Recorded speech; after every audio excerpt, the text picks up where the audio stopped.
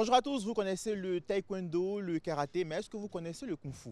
C'est un art martial qui nous vient tout droit de la Chine et ici à Abidjan, il y en a qui se portent garant de cette discipline. Et justement aujourd'hui, j'ai rendez-vous avec eux. Ils me livreront tous leurs secrets. Allez, venez, on y va. Mais là, je viens d'arriver ici à l'association ivoirienne des pratiquants de kung-fu et je vais rencontrer Mathurin qui va m'introduire. Bonjour Mathurin, bonjour. Comment tu vas? Ça va bien chez toi? Ça va bien, merci beaucoup. Merci de m'avoir invité aujourd'hui. Ok, pas de souci. Si on veut définir le kung-fu, c'est comme si c'est l'art de bien faire les choses.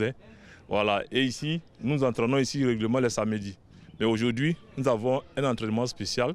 Nous avons invité tous les élèves du club, enfin de l'association, pour qu'on puisse réviser un peu tout ce qu'on leur a enseigné durant ces 5 premiers mois de l'année. Bah écoute, j'ai hâte de découvrir et puis de voir comment est-ce que ça se passe. Ok, allons-y. D'accord, super. Donc venez les amis. Le kung-fu, c'est ça. Un enchaînement de mouvements fluides, un peu comme un ballet. Le kung-fu Shaolin est un art martial originaire de la Chine. Il est constitué de différents types de combats à main nue ou armés. Au fil des années, il s'est développé, il a touché tous les continents et a posé ses valises en Côte d'Ivoire dans les années 70. Ces hommes en plein entraînement sont quelques-uns des gardiens de cette discipline en Côte d'Ivoire. Ils revisitent les mouvements de défense du quotidien. Il est en train de causer avec quelqu'un. Dans la rue, c'est comment ça se passe. On est en train de causer et le monsieur m'attaque. Chantier. 1 ici, 2, oui. Continue. 3, 4, 5. Ce qu'on est en train de faire ici, c'est des techniques de défense. C'est-à-dire que c'est pas self-défense où on est au corps à corps, etc. Donc c'est un coup qui vient, je le bloque ou bien je l'esquive et puis je contre. Les maîtres Shaolin, enfin tous les maîtres chinois qui ont mis en place ces techniques de combat-là ont observé comment les animaux se défendaient dans la nature. Et c'est sur la base de ces observations-là qu'ils ont mis au point les techniques que vous voyez là, que nous pratiquons. Et oui, dans le kung-fu, il existe plusieurs styles de combat inspirés des postures des animaux, dont le singe, le serpent, le tigre, le dragon, l'ours et plusieurs autres. Pour assurer la relève, les maîtres ont dans leur écurie des plus jeunes qu'ils initient aux techniques du kung-fu, un exercice qui s'apparente à un jeu d'enfant pour ces bouchous. Eux, ce sont les ceintures blanches. Leur apprentissage se fait dès le berceau. J'ai appris beaucoup de choses, techniques de défense, attaque et puis défense, et puis des Tao, des danses de Shaolin. Ces hommes appartiennent à l'association ivoirienne des pratiquants de kung-fu. Ils sont un peu comme les gardiens de cette discipline en terre ivoirienne. Le kung-fu a été introduit en Côte d'Ivoire dans le cadre du développement de la riziculture dans les bas-fonds. Comme c'est les Chinois qui avaient cette expertise, donc il faut les a fait venir. Et parmi eux, il y avait des gens qui pratiquaient le kung-fu. C'est comme ça, notre maître a été enseigné par des Chinois là, qui étaient venus et qui lui ont appris le kung-fu. Le kung-fu, un art martial qui se démarque par sa singularité et ses techniques de combat originales. Il ne cesse de drainer de nouveaux adeptes qui espèrent devenir un jour comme le grand maître Shaolin. Prochaine.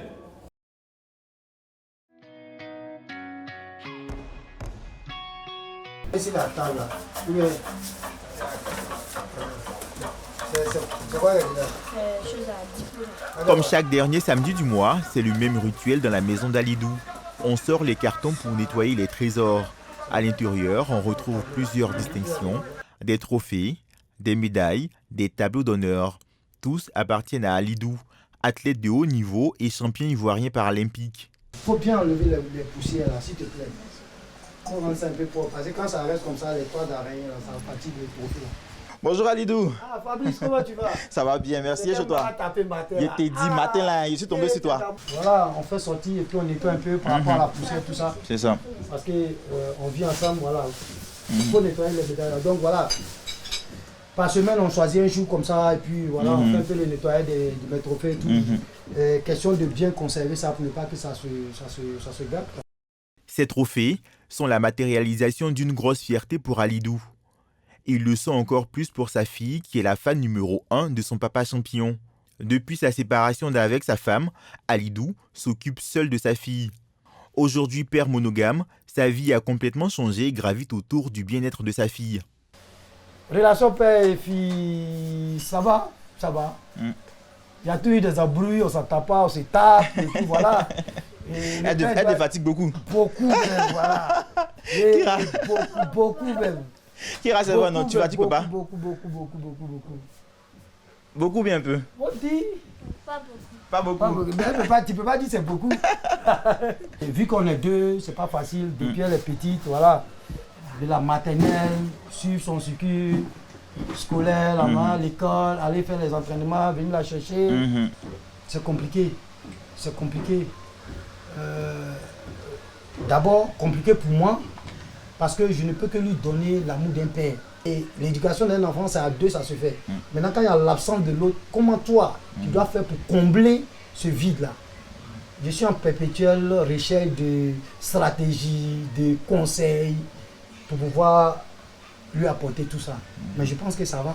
Mais j'essaie plus ou moins de me débrouiller à ce niveau. Et j'ai une amie que j'aime bien, qui est Madame Elou. Elle est assistante sociale, elle est vraiment très gentille.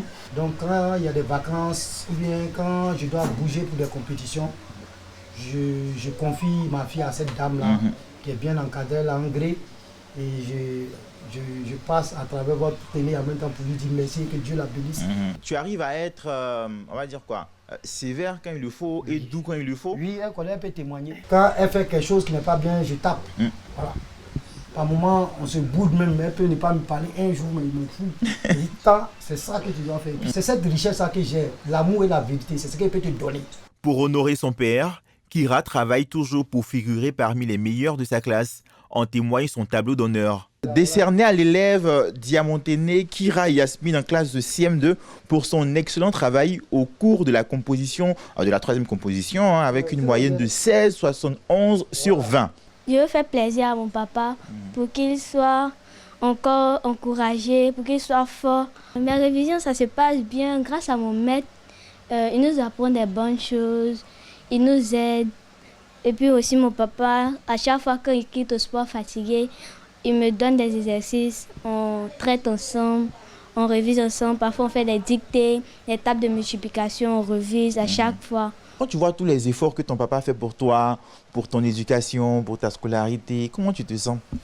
Je me sens fière, c'est ce qui m'encourage encore à plus travailler à l'école. Parce que ce que mon papa fait, il y a d'autres hommes qui ne peuvent pas faire ça pour moi. Donc, ça que là, je m'encourage à travailler dur, bien à l'école. C'est ça. Et continue de bien travailler à l'école pour qu'il soit toujours fier de toi. Il ne faut pas trop le fatiguer. J'ai compris. Faire plaisir à papa dans les études, mais pas que. Kira est aussi un cordon bleu. Ce qu'elle aime également, c'est préparer des petits plats rapides pour son père, comme ce midi, où elle lui fait des omelettes. C'est comment? C'est bon? Merci ma fille. Attentionné, protecteur, Alidou joue à lui seul le rôle de père et de mère au quotidien auprès de sa fille.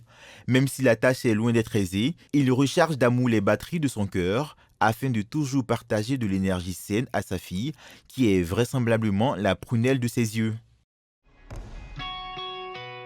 Bonjour à tous, je suis ravi de vous retrouver ce mercredi pour un autre moment de dégustation. Alors ce midi, je vous emmène chez Chef Kofi Sarah, chez qui on ira déguster un plat de poulet fait d'une manière très spéciale. Allez, venez.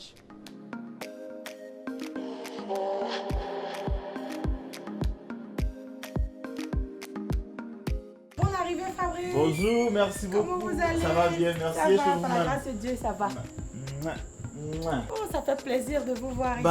Merci beaucoup, ça fait plaisir de se rendre chez vous aussi. Surtout quand il est midi et qu'on doit préparer pour manger ensemble. Ah ben oui, on va partager un bon repas aujourd'hui. Aujourd'hui, qu'est-ce qu'on va faire déjà? Le poulet à l'étouffé avec des fondants d'igname. Qui sont les autres personnes qui sont là? Il y a Landry, le D'accord. chef cuisinier. Le chef cuisinier Landry. Et moi-même, chef Kofi. D'accord. Il y a Kiri. Il y a la maisonnée, il y a Marie Lirane. D'accord. Il y a toute la famille. Donc habituellement quand chef Kofi et puis Landry prépare, c'est vous qui mangez? Oui, c'est nous qui avons la primeur. On va poster en cuisine et puis démarrer? Ça marche. Ok. Alors, de quoi est-ce qu'on aura besoin pour faire notre poulet à l'étouffée? Alors, pour la marinade du poulet, tu auras du poivre blanc et noir, du sel, l'épice fait maison, la moutarde, et puis quelques herbes. Le poulet a, disons, 2 modes de cuisson. C'est-à-dire, la première cuisson, c'est la braise, et la deuxième cuisson à l'étouffée. On va assaisonner le poulet. Là, on va le mettre à reposer le temps qu'on travaille les beignets. Là, on va attaquer notre purée d'igname. On y met du fromage pour donner plus de goût.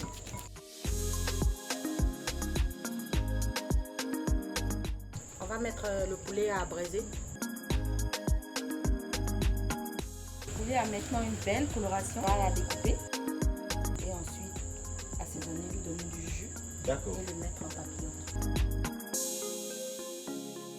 Alors, après moins de 40 minutes, Oui. notre poulet à l'étouffée est enfin prêt. Oui. Ah, et je vous assure les amis, ça sent tellement bon. Et maintenant, nous, ce qu'on va faire, c'est... Déguste. C'est ça, la dégustation. C'est la meilleure partie du repas. C'est la seule partie que j'aime plus dans le reportage, la dégustation.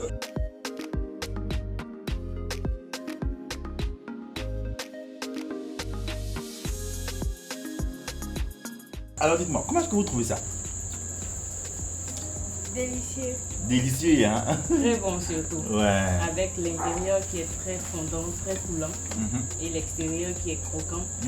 On n'a pas l'impression que c'est de l'ignac. C'est vrai. On pense plutôt à de la pomme de terre ou à autre chose carrément. C'est une découverte culinaire pour moi et j'adore. Moi, je valide. C'est un 10 sur 10. Merci. Chef Cookie, je pense que je vais venir te voir plus souvent ici parce que tu fais des merveilles. Ah, ça fera plaisir. Bon, c'est bon, faut couper la caméra. Maintenant, on va manger même. Bonjour à tous, pour l'excursion d'aujourd'hui, nous sommes à Grand-Bassam, cette ville première capitale de la Côte d'Ivoire. Et pour l'occasion, je vais vous faire découvrir ou redécouvrir quelques sites importants de l'histoire de notre pays. Venez, on y va. Les amis, on démarre notre petite balade à Grand-Bassam, ici sur le pont de la Victoire, un pont long de 150 mètres et large de plus de 10 mètres. Le pont de la Victoire tient son nom suite aux événements qui ont eu lieu en 1949. Bien sûr, il s'agit de la marche des femmes sur Grand-Bassam pour la libération de leurs époux, de leurs maris qui étaient retenus à la prison de la ville. Depuis 1950, la conscience collective appelle désormais le pont de la Victoire, en hommage à la brillante marche des femmes le 24 décembre 1949 sur la prison coloniale de Grand-Bassam, ce qui a abouti 3 mois après la libération des différents prisonniers qui étaient là. Aujourd'hui, ce pont est une véritable attraction touristique pour toutes les personnes qui se rendent dans la ville historique de Grand-Bassam. Venez, on continue, on a plein de monuments à visiter. Ici, nous nous trouvons à la maison Ganami, une maison qui appartenait à un riche homme d'affaires qui vivait bien sûr à Bassam. Tu peux nous en dire un peu plus sur cette maison-là? En fait, la maison Ganami, avant d'être la maison Ganami, ça appartenait d'abord à un Ghanéen.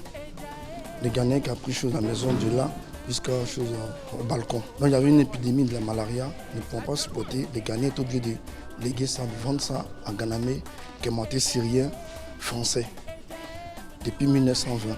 Donc Ganami a pris le dessous pour faire un centre commercial et le dessus le dortoir. Donc aujourd'hui, depuis 2012, cette maison est mise dans le patrimoine de l'UNESCO. Donc l'intérieur peut être modifié, mais l'extérieur reste comme elle est. Maintenant, nous sommes au musée du costume de Grand-Bassam. Alors, il s'agit de la maison du gouverneur qui a été transformée plus tard en musée. Et à l'intérieur, on retrouve les costumes et les parures des peuples de Côte d'Ivoire. Venez, on va voir ça de plus près. L'ensemble des acquins habillent le roi avec le pagne derrière qu'on appelle le kita. C'est un pagne de haute portée sociale. Devraient porter ce pagne seulement que les nobles. À côté de ces monuments, on retrouve aussi le centre culturel, la maison des artistes, le centre céramique ou encore le village artisanal, des lieux symboles de la richesse et du patrimoine culturel de notre pays. Les amis, impossible de venir à Grand-Bassam sans faire un tour sur ces magnifiques plages. Regardez comme c'est agréable. Il fait bon vivre ici à Grand-Bassam et cette cité balnéaire attire chaque année des milliers de visiteurs. Regardez un peu cette mer là comme elle est splendide. Elle me donne juste envie d'aller me changer et de me baigner. Allez, moi je vous laisse. Au revoir.